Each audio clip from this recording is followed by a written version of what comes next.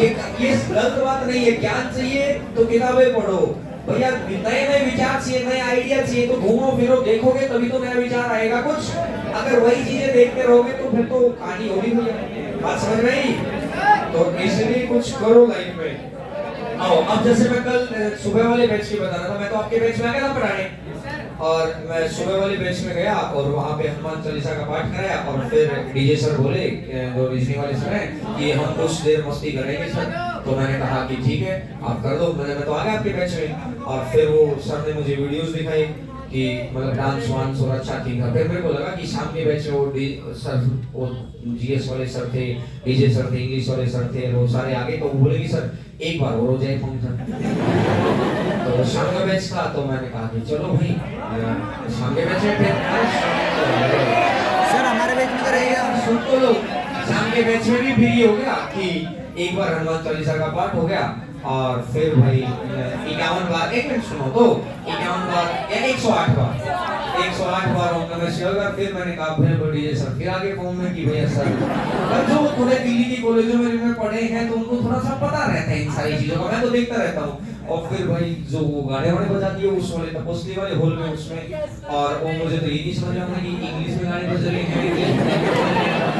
तो मैं तो ऐसे खड़ा था कोने में, मैं देख लूं, कि मैं सुबह देख नहीं पाया भाई, मैं पढ़ाने चला गया था।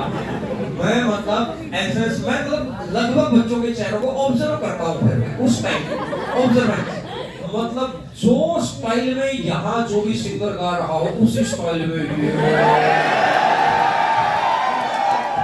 और जो उनको गाने, मतलब एक तो ये होता है कि 10-20 को याद हो, और सर ने वैसे ये कहा ना कि सब साथ में गाएंगे।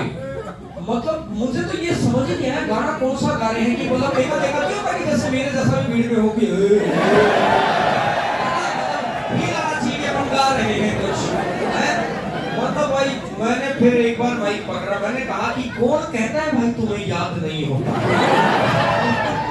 और फिर मुझे लगा कि चलो तुम मस्ती करते रहो, और फिर मैं तो चला गया। और मेरे जाने के बाद फिर बच्चों ने बताया कि सर हम तो वेट यही कर रहे थे अब आप एक बार और मेरे आपके जाने के बाद फिर सर हम आए फॉर्म में, और फिर जो गाने बजाए फिर तो मतलब मैंने कहा कि चलो अच्छी बात है।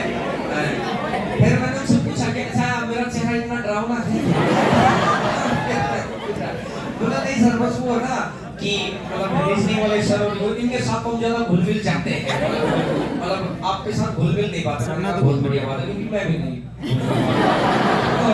फिर मैंने पूछा कि कौन से गाने बजाए, तो फिर वो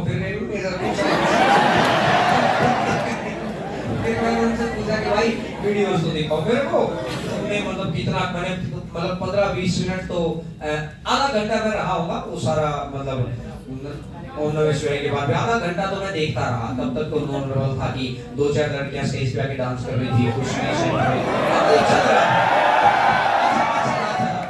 मेरे जाने के बाद तो फिर जो हुआ लास्ट में मुझे यही कहना पड़ा कि भाई मैं फोन कर रहा हूँ कि भाई अब टाइम हो गया भाई, टाइम हो गया।